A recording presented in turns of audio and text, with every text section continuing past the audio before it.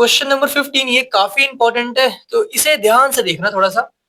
Consider the experiment of throwing a dice if multiple of 3 कम। अगर multiple of 3 आता है एक डाइस को फेंकने के बाद, तो कहा गया है कि थ्रो अ डाइस अगेन, तो वापस से आपको डाइस फेंकना है, फिर से वापस से डाइस को आपको थ्रो करना है। ओके, तो अगर आप एक डाइस फेंकोगे, है ना, तो क्या क्या आपको मिल सकता है बताओ।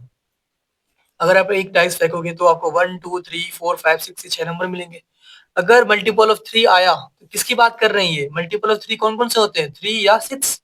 3 के टेबल में 3 आता है और 6 आता है ना। तो ये दोनों में से कोई सा भी आया तो आपको वापस से क्या करना है, एक और डाइस फेंकना है।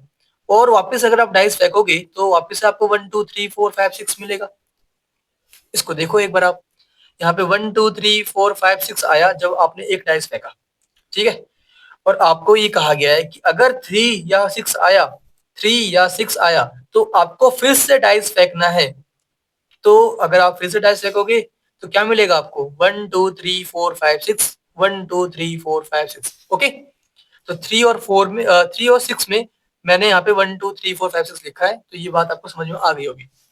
क्वेश्चन में फिर कह रहे हैं वो, and if any number come, other number come मतलब अदर नंबर मतलब कौन कौन से नंबर बच गए, 1 बच गया, 2 बच गया, 4 बच गया और 5 बच गया।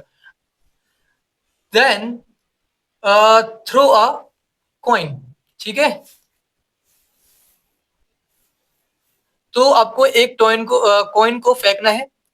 तो अब बताओ मुझे, अगर आप कॉइन फेंकते हो, थ्रो करते हो, टॉस करते हो, तो क्या मिलेगा आपको, हेड मिलेगा या टेल मिलेगा। तो यहाँ पे 1 लिखा है, 1 के सामने लिखा है मैंने हेड या टेल।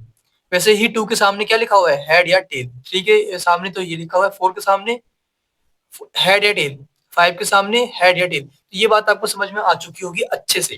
तो नंबर ऑफ पॉसिबल आउटकम्स क्या बन गए बताओ, 3 1 3 2 3 3 4 3 5 3 6 है ना। तो यहाँ पे लिखे हुए हैं, फिर 6 1 6 2 6 3 6 4 6 5 6 6 ये आ चुके हैं पूरे, यहाँ पे लिख रखे हैं मैंने। उसके बाद 1 हेड 1 टेल, ये रहा 1 हेड 1 टेल। फिर 2 हेड 2 टेल, ये रहा। फिर 4 हेड 4 टेल यहाँ पे लिखा हुआ है। और 5 हेड 5 टेल यहाँ पे लिखा हुआ है। तो इसमें कोई सा भी डाउट नहीं होना चाहिए किसी को भी, सिंपल सी बातें हैं। और जो बातें हैं मैंने यहाँ पे अच्छे से नोट कर रखा है, आप भी नोट कर लो। क्वेश्चन में क्या पूछा गया है वो देखते हैं। फाइंड द कंडीशनल प्रोबेबिलिटी, तो हमें ये निकालना है, ठीक है। किसकी निकालनी है वो देखो, of the event the coin shows a tail. Coin ने क्या शो किया है, टेल शो किया है। तो कॉइन ने कहाँ कहाँ पे टेल शो किया है भाई बता दो। यहाँ पे टेल है, 1 टेल, 2 टेल, फिर 4 टेल, 5 टेल, है ना। तो यहाँ पे हमें टेल मिल रहे हैं। इसको देख लो, एक काम करो, 1 टेल, 2 टेल, 4 टेल और 5 टेल, तो ये 4 जगह हमें टेल मिल रहे हैं। इसकी प्रोबेबिलिटी निकालनी है। और क्या गिवन है हमें, गिवन दैट एटलीस्ट 1 डाइस सो अ 3। क्या कहा गया है, गिवन क्या है कि डाइस ने 3 शो किया है। तो डाइस ने कहाँ कहाँ पे 3 शो किया बताओ, 3 1 3 2 3 3 4 3 5 3 6, ये रहा। इन सब जगह पे आपको 3 दिख रहा होगा, है ना। ये सब चाहिए हमें। उसके बाद 3 कहीं और तो नहीं दिख रहा, ध्यान से देखो। 3 कहीं और दिख रहा है क्या, यहाँ दिख रहा है 6 3। तो डाइस ने यहाँ पे भी हमें 3 शो किया है। उसके अलावा कहीं पे 3 है, कहीं पे भी 3 नहीं है, तो ये सब आने वाला है। ये 6 के 6 और एक ये 7, देखो दिख गया। ये क्या है हमारा, जिनमें टेल था, 1 टेल, 2 टेल, 4 टेल और 5 टेल, ठीक है। एफ क्या है, हमें क्या गिवन है, जिनमें 3 है। तो 3 इन सब में है ना, इन सब में और प्लस इसमें, टोटल कितने हो गए, 7 हो गए ये, 1 2 3 4 5 6 7। अब हमें निकालना क्या है, ये निकालना है। अब आप बड़े इजीली बहुत आसानी से निकाल सकते हो। तो हमें क्या क्या चाहिए होगा बताओ, हमें चाहिए होगा ई इंटरसेक्शन एफ की वैल्यू। तो ई और एफ में क्या कॉमन है, ई इंटरसेक्शन एफ कॉमन क्या है दोनों में बताओ। यहाँ पे 1 टी है, यहाँ पे कहीं पे है नहीं, 2 टी है कहीं पे है नहीं, 4 टी है कहीं पे भी नहीं है, 5 टी है कहीं पे भी नहीं है, तो कॉमन कुछ भी नहीं है। ये क्या आ गया, एम्प्टी सेट आ गया। आप ऐसे लिख लो चाहे ऐसे लिख लो, मर्जी है आपकी। इसके बाद क्या निकालना होता है हमें, प्रोबेबिलिटी निकालनी होती है। तो probability of E intersection F क्या आने वाला है, सेट एम्प्टी है तो प्रोबेबिलिटी क्या आएगी, 0 आएगी।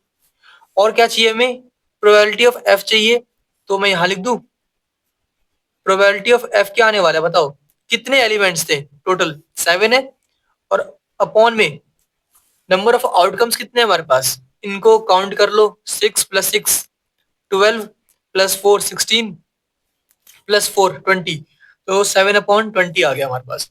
तो आंसर चाहिए हमें, आंसर में पूछा गया है प्रोबेबिलिटी ऑफ ई जब एफ हो चुका है ना, तो इसकी वैल्यू क्या होती है, probability of E intersection F upon में प्रोबेबिलिटी ऑफ एफ, इसकी वैल्यू क्या है 0, और इसकी वैल्यू क्या है 7/20, और हम जानते हैं 0 अपॉन कुछ भी हो आंसर विल बी 0, 0 अपॉन कुछ भी हो 0 ही आता है हमेशा।